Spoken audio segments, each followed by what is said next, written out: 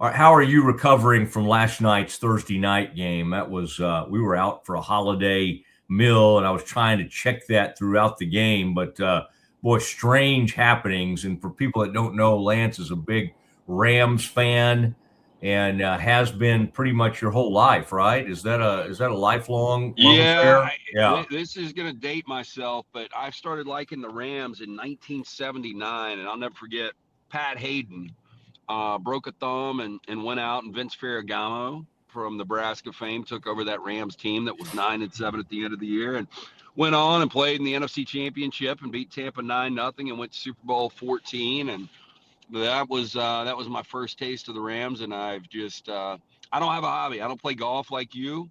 My hobby is the Rams. It is like my third child, and I care way too much. And last night, I liked Seattle going into that game. And here's the funny thing, speaking of Lance's lock, I gave all my subscribers Seattle -1.5.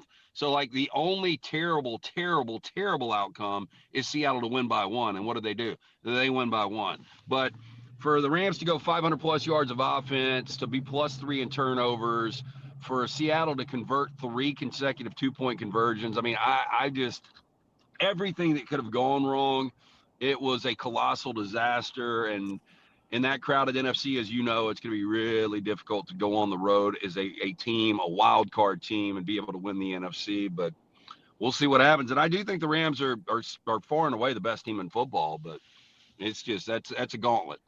Well, now the 49ers have a path to that number 1 seed. So, yeah, did Ferragamo and them run into the Steelers in that Super Bowl? I'm just trying to think. They did, okay. Yeah. 34-19, they lost that one, and that freaking Steeler team, you remember that. I mean, you and I are right around the same age. That was a tall mountain to climb, man. They were one of the first dynasties, right? Yeah, and honestly, I think the hard part for Cowboy fans, like the way I grew up, is that could have been a Cowboys dynasty in that decade, but the Steelers, they kept running into the Steelers, and that to this day, if you want to make Roger mad, bring up one of those losses to the Steelers. I mean, it still bugs him like crazy. That to this very day. All right, so how did you think Dunaway did? Jim Dunaway, a very well-respected member of the Next Round, your show that comes out of Birmingham, Alabama. You all sent him to represent you in Norman. I saw him doing some kind of man on the street type stuff, and he was kind of getting out. Then he was giving a weather report. I halfway expected him to show up in like Porter Mosier's office and kind of check on Oklahoma basketball. How do you feel like he's doing representing you guys there in Norman? Better than me, because I didn't want to go, Mosley. We had a sponsorship and somebody had to go. So short straw Dunaway. He loves doing that kind of stuff. I will fall on the sword if Alabama is able to beat Oklahoma tonight, and I will go to Rose Bowl for Indiana, Alabama. But I had zero desire to go to this game, as I don't think a lot of Alabama fans had any desire to go to this game. Sadly, talking to Alabama fans, we actually had a couple of extra tickets, and I was literally trying to give them away, Mosley. And Southwest did a bunch of new direct flights to make it, pretty affordable and pretty easy direct flights from Birmingham to Oklahoma City, which is only 25 minutes away from the Norman campus. And nobody wanted the tickets. So I've heard the allotment for Alabama tickets was as low as 200 to 2,000. And I know a handful of people that are going to the game, but we appreciate, Dunaway being such a team player and going out there and covering this game. But man, I am for a first round of a playoff game between these two big brands. I'm a little surprised there's not a ton of buzz with this game. I do think the winner, there will be buzz going to play the number 1 seed and the Heisman Trophy winner and Fernando Mendoza and playing in the Rose Bowl and all that kind of stuff. But this game just right now on this Friday doesn't seem to have a lot of buzz. I'm super excited about it, but I don't know a lot of Alabama fans that are overly optimistic that this team can make a big run. This national thing that has gotten out there about DeBoer, like if Alabama loses, somehow that would perhaps free him up. Not that Alabama's going to fire him, although I'm sure some of the fans would love to. But that would make it more likely that he would then go take that Michigan job. You guys have actually been around him, have interviewed him, gotten to know him a little bit. Does any of that resonate with you, or does that seem like a long shot? Obviously, it's not a long shot that Oklahoma could win this game and Alabama would end up with 4 losses. How do you see that playing out? And do you, in your mind, is DeBoer still in the middle of this Michigan thing? I think he is by this, Mosley. Like, there is a contract, from what I hear, on his desk in Tuscaloosa that is yet to be signed. So I would assume, and not that he deserves a raise. I mean, by Alabama standards, 10-3 playing for the SEC championship, that's nice. But fact of the matter is, Alabama, he was 9-4 last year, missing a college football playoff. 10-3 right now as we sit. Saban never had back-to-back 3+ loss seasons. I mean, the last time he ever lost more than 3 games was year 1. So Alabama fans aren't used to this. I still fully believe that Kalen DeBoer is one of the top 3, 4, 5 coaches in college football. You just look at his record. Not only is he 7-2 against ranked teams, this is a guy that had Washington playing for a national championship 2 calendar seasons ago. It's been a little rocky, and I think more of the frustration for Alabama fans has been, Kalen DeBoer. We were sold this is this great coach, and this offense is going to be incredible. Well, the problem last year, everybody blamed it on Jalen Milroe, schizophrenic quarterback. It was quite the experience with Jalen Milroe, the ups and downs. But now you're getting it, and there's not Jalen Milroe to blame. So, why is this offense all of a sudden in back-to-back games gone less than 300 yards against both Auburn and Georgia in the SEC championship? And by the way, it's the first time an Alabama offense has gone sub 300 yards in back-to-back games since back to Nick Saban's first year in 2007. So this is just like uncharted territory. I think a lot of this is this fan base has been spoiled. But look, from what I hear, that contract is still there. It hasn't been signed. I doubt he leaves, but I think it would be more digestible on both sides if he was to drop 4 games in back-to-back seasons. It's going to be a long winter for Kalen DeBoer if he does lose this game tonight. Again, I think he's an outstanding coach still. It hasn't been the A-plus product that Alabama fans are used to, but hell, who are you going to get at this point? I think DeBoer is by far the best option. I think it's in play. I would give it like a 1% chance. I fully expect him to be back next year, but I mean, there's obviously been some sort of conversation. I have this vague memory of you kind of liking Oklahoma at the start of this season. And so you may have seen something a lot of people didn't see. That was a huge win, obviously, in Tuscaloosa. The people that would knock Oklahoma would say, well, it was a blocked field goal and it was a pick 6 and there were a big punt return, there were takeaways. There was a lot of stuff that had to happen for OU to pull off that upset. That said, now it's in Norman. How are you feeling as we get closer to kickoff about this one? Is this a hard one from a gambling perspective? And again, I want people to go pay for this service, so not asking you to give anything away, but is this a hard one to get a read on? I mean, sometimes when you know a team like Alabama, you probably feel like you almost know the team too well in a sense. How are you feeling as you get closer to this one? It is a very difficult game, to answer your question. Back to me liking Oklahoma, I did, but full disclosure, I thought John Mateer would be a bigger factor in the SEC. I thought he would, not necessarily Cam Ward to Miami last year, but I thought Mateer was going to be really good. And I thought Jade Knott transferring in from California was going to be really good. And I thought they would have a dominant defense. So I got one of the 3 right. The defense has been dominant. I did have them slipping in to the college football playoff as the 5th SEC team, but I thought that they would be better, a little more fluid than they are right now. With all of that said, Alabama back on November 15th when they lost 23-21 at Tuscaloosa, they were the better team, Mosley. They were, but they turned it over 3 times. And, when you turn it over 3 times and you're -3 in turnovers against a defense that's dominant, you're going to have issues. And, they've got maybe the best kicker in all of football in Tate Sandell, and they've got, great special teams and a great defense. And, Alabama has got a really good defense, what has become kind of an average offense and terrible special teams. So this is, I went through like 5 categories. I gave Alabama the offensive edge, Oklahoma the defensive edge, Oklahoma special teams, and then I gave Alabama coaching with Kalen DeBoer and quarterback with Ty Simpson the advantages. But Oklahoma's at home, so they've got home field. Like, this literally is, and the Vegas number shows it. It opened Alabama 1.5, and it's gone to Oklahoma right now 1.5. So it really is virtually a coin flip game. But yeah, it's a very difficult game to handicap. It should be a 1-possession game.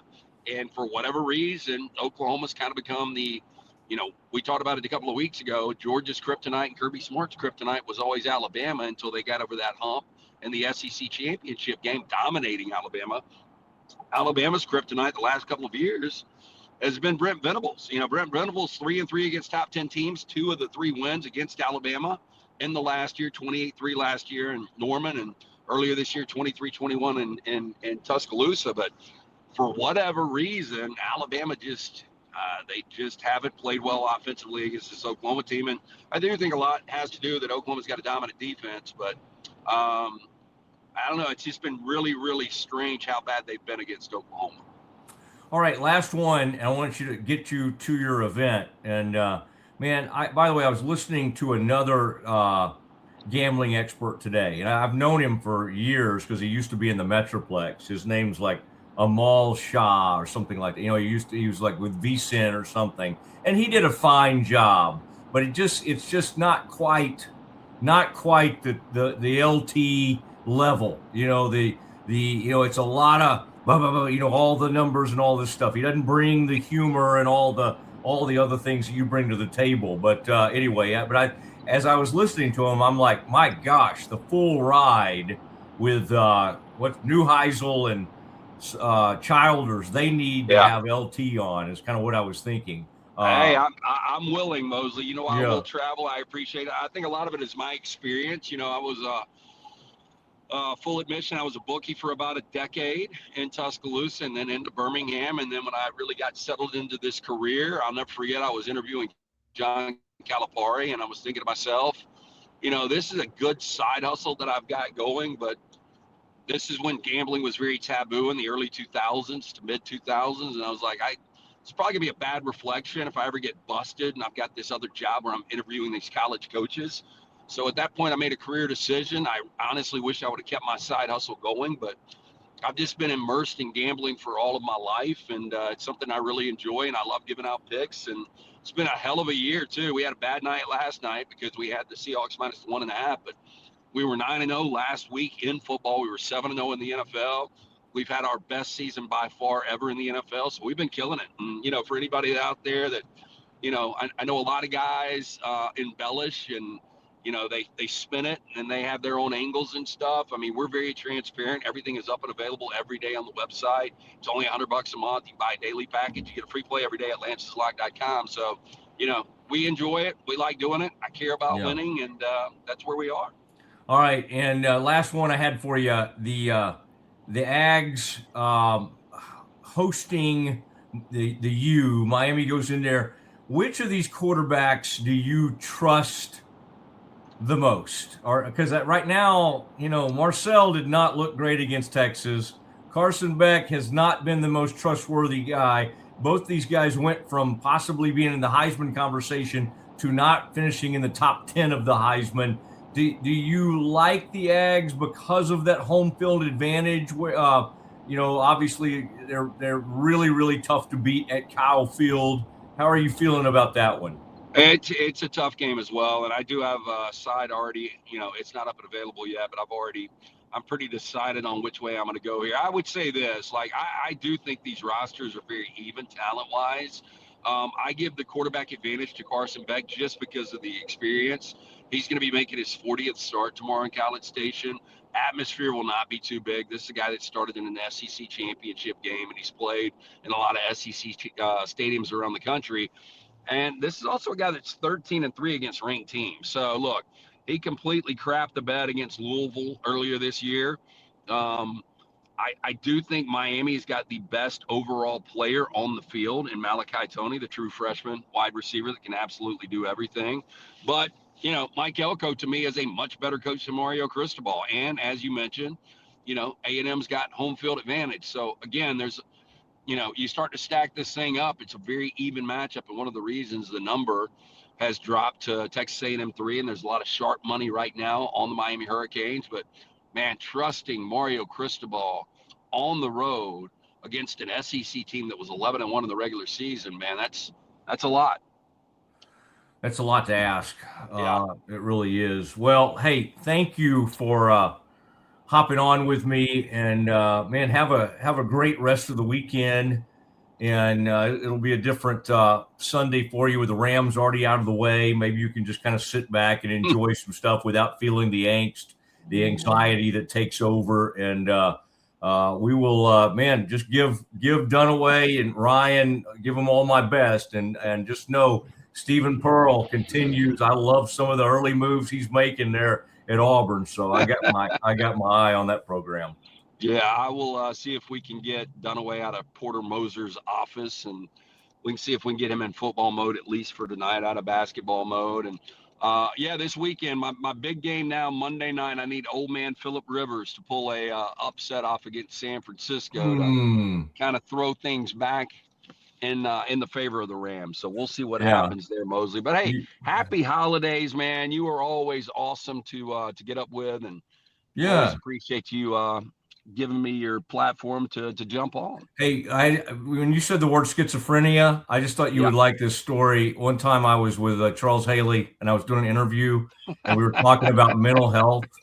It is kind of weird that I thought of Charles Haley immediately, but he couldn't think of whatever condition he was trying to come up with, and me trying to be helpful. It was at the Super Bowl. I said schizophrenia, and he did not.